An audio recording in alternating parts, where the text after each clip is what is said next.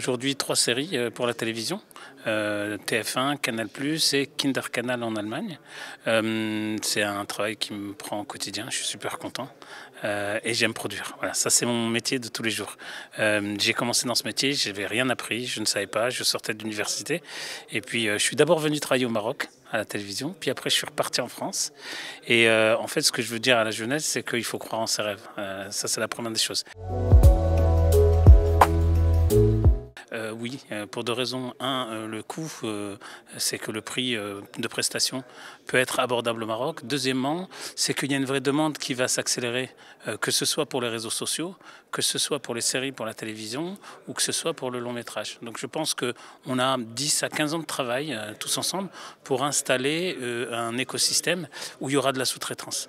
Le marché, et c'est ce que je disais tout à l'heure, sera autour des 630 milliards de dollars d'ici 2030. Donc il y a une vraie place là-dessus. Ce que les gens ne se rendent pas compte, c'est que l'animation, le jeu vidéo, etc., ont dépassé aujourd'hui l'industrie automobile.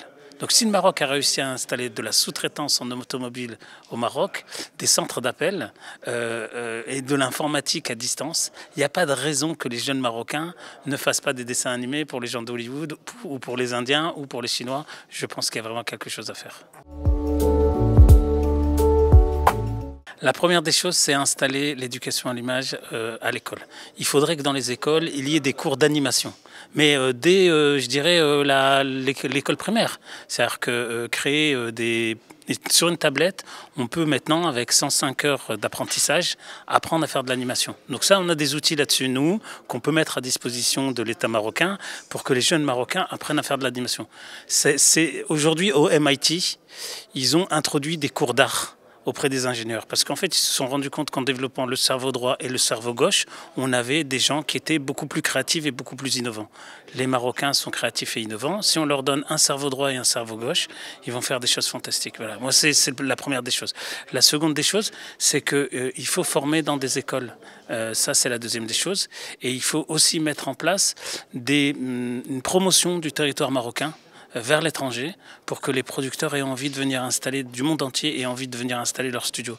À la différence du cinéma, c'est que le cinéma, on vient, on pose une caméra, on amène des comédiens et on repart chez soi. L'animation, vous venez, vous ouvrez une boutique et la boutique, elle reste. Voilà. Et les gens restent et continuent à travailler, ils travaillent.